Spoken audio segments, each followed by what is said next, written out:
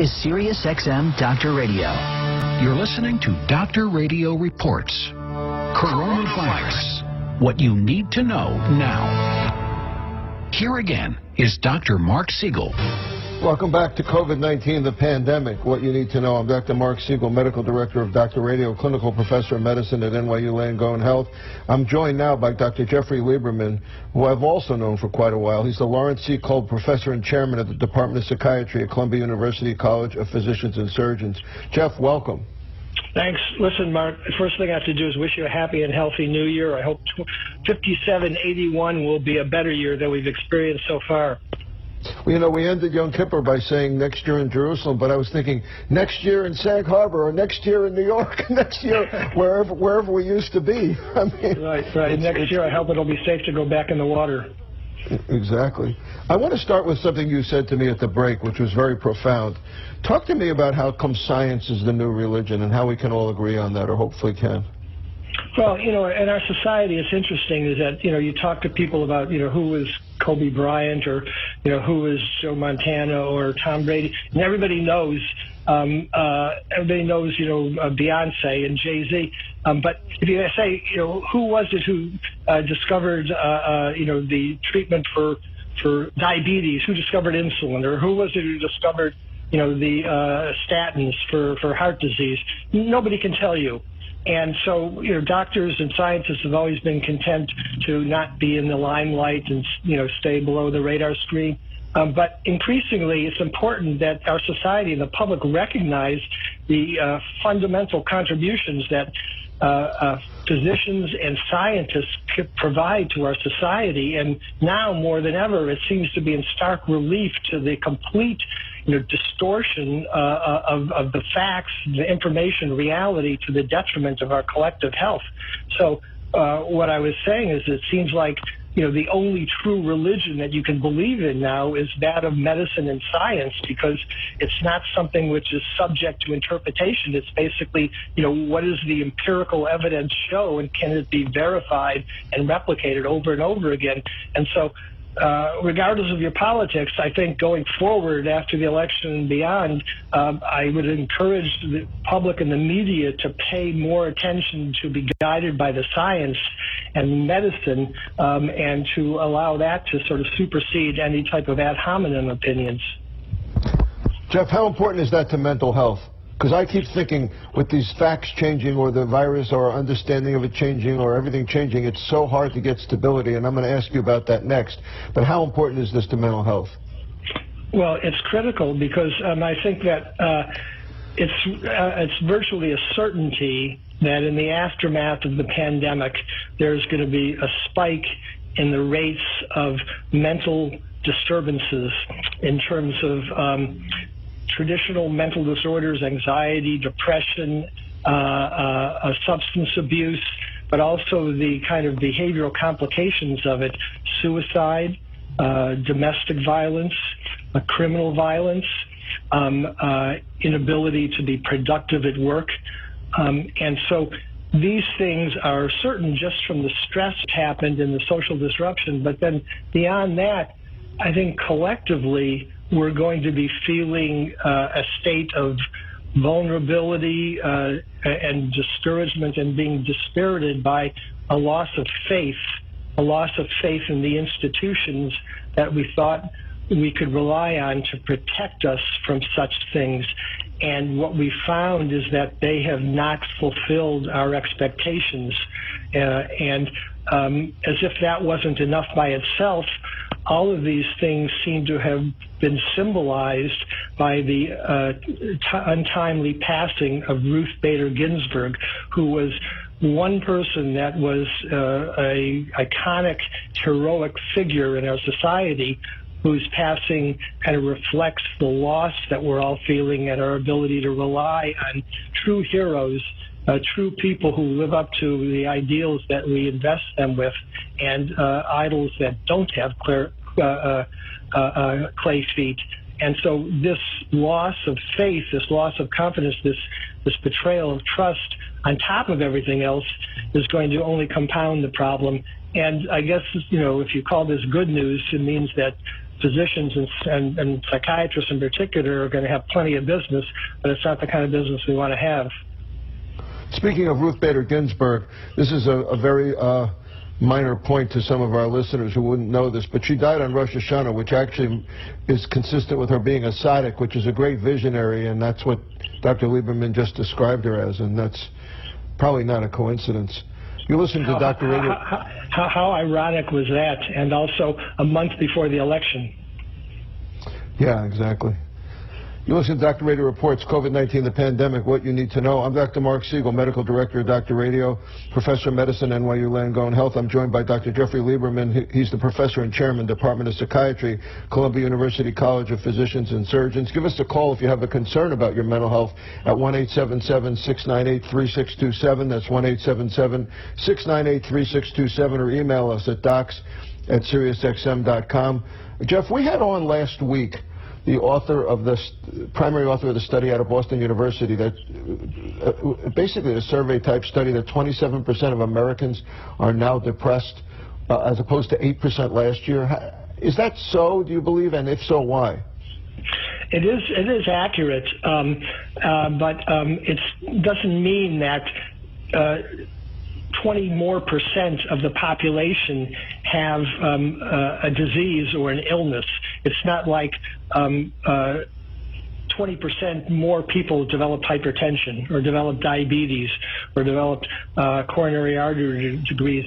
What we're seeing are circumstantial factors being superimposed on base population frequencies of idiopathic mental disorders. So the criteria in mental disorders as a group and in psychiatry, we have, I think, the dubious distinction of being the only medical specialty that still defines virtually all of its illnesses on clinical criteria, not laboratory objective-based criteria. So you can, in that context, have phenocopies of idiopathic occurring mental disorders that are induced by environmental circumstances.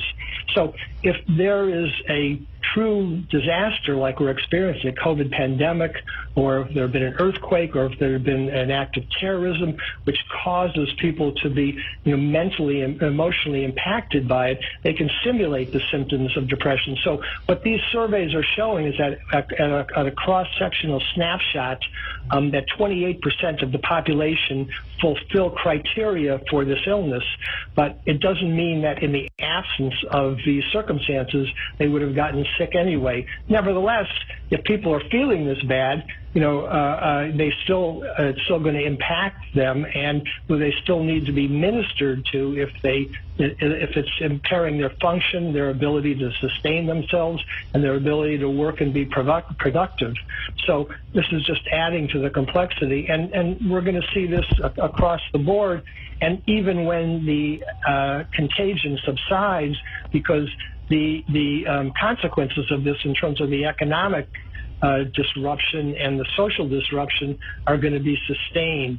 So whether it's this environmentally induced phenomenon, or whether it's the environmental stressors that are provoking the people that have underlying predispositions, it's still going to be a clinical problem that will need to be attended to. How's it look up in your area? How's it looking at Columbia? How are you doing community outreach? Is it becoming overwhelming up there? It is very much so, and I'm sorry you asked that question, Mark, because it brings up a personal example of what is really the general situation we're facing. So everybody agrees that there's going to be an aftermath to the epidemic in terms of the mental consequences of it. But nobody in a systematic way is doing anything about it from a top-down governmental or health system standpoint. The local example of this is we were contacted by the leadership of Northern Manhattan communities, Harlem, Washington Heights, Inwood, West Bronx, saying, we know that we're going to be seeing consequences to the psychology, to the mental well-being of our citizens and communities as a result of the pandemic, because northern Manhattan was among the most intensely affected by the COVID infection virus. And we want to know what can we do to mitigate this or prevent it. And we said we can help to design a program that would be a population mental health focused program that would attempt to preempt and provide broader access to individuals in the event that they're experiencing difficulties that need clinical care. And we went through an extensive process of gleaning literature from past epidemics or past disasters, the increments in mental disorders that accrued from it, what strategies could be effective that could be administered not just on in-person, in clinic site of care, but things that could be in the community, in churches, in barber shops, in social clubs, and have citizen-based corps who are trained in mental health first aid, as well as using internet-based virtual means of communication with learning modules and toolkits to provide care. And so we have this thing. We're still looking for funding. And we're trying to obtain funding from governmental or philanthropic agencies because, as you know, the hospitals are strapped, the medical schools are strapped because they haven't been able to generate clinical revenue while this has been going on, so they can't pay for it. So we have a plan, but we don't have any sponsors, and in the meantime, nothing's going forward. That's not unusual and sad in terms of the growing problem. It's only going to get worse if we're right about the winter. Let's go to the phones. Samantha in New Jersey, what's your question for Dr. Lieberman? Welcome. Hi. Hi, can you hear me? Yes, we got you. Okay. I had COVID the end of March. I contracted it while I was at work. I was an essential employee. I recovered pretty much within 4 days. Everything was fine. But what I found was I had lasting remnants, and at the time I did suffer from depression and anxiety. But what happened was that my mental health issues became worse. For instance, I was hospitalized for 12 days in May because I was experiencing what they call major depressive disorder with psychosis. I was in really bad shape. I was sleeping 17 hours a day. I tried to commit suicide. I was in a really dark place. And thankfully, I'm on the right medication now. But what I find now is that I have some underlying, they look like bipolar traits, like more risky behavior, promiscuity, just things that I normally would have never done before. And I just wondered if there's been a correlation between, people that were infected with the virus and their mental status becoming more severe. That's an excellent question, and that absolutely is what we're seeing. So people that have pre-existing conditions in terms of mental disorders, in your case mood disorder, are having a recrudescence of this in the context of the COVID pandemic, and in your case of actually having had the COVID virus infection. And the fact that you develop psychotic symptoms is part of the depression, which I would speculate may have been around delusions of contamination or phobia about cleanliness and exposure to pathogens. This is a common phenomenon that is occurring. Now, it sounds like you've gotten effective treatment in terms of remedying the acute symptoms, but you're seeing these bipolar characteristics. The key distinction to make is whether the medication, you're being too aggressively medicated, which is inducing the bipolar behaviors, or whether this episode has elicited something you had a low predisposition to have. So it requires clinical judgment more than we can get into here. But if you want to call my office, I will make sure that somebody gets back to you to help to tease this out for you. Samantha, thank you for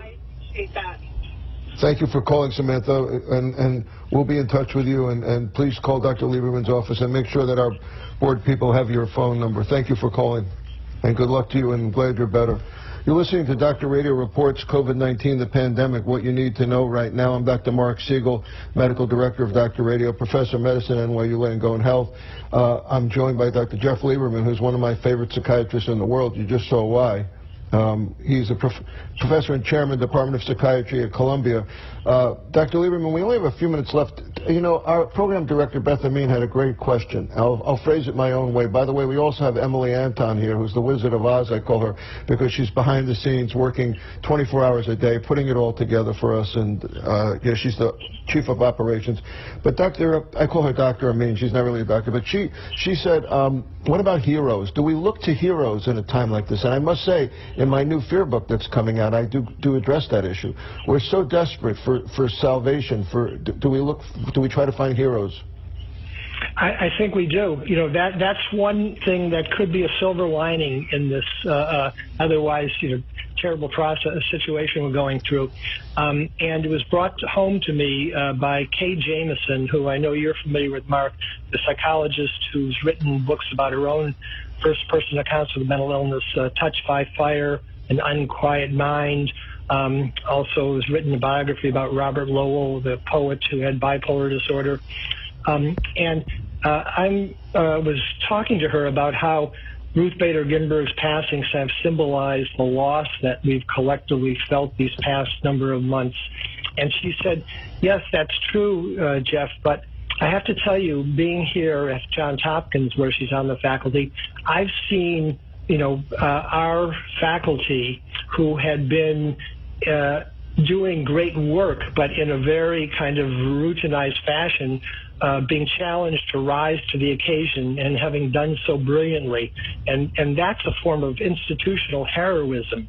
So we can find individuals who are rising to the occasion, whether it's someone who in the political sphere is going against the political grain to speak the truth, whether it's people in the medical profession who are rising to the occasion, whether it's the scientists at the pharmaceutical companies who are having to develop the vaccines.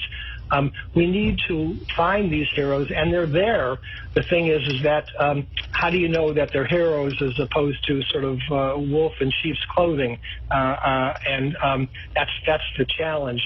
But I do think that this is really the silver lining, and it may be the way that we're let out of this if we can, get people that are really rising to the occasion in a genuine fashion and invest them with the support and the authority they have to lead us out of this mess. What about people that are falling back into patterns? The caller seemed to call for that issue of people that have substance abuse that are falling back into it. And what do you counsel them? If you're living on the coast of the ocean, and I used to be at the University of North Carolina.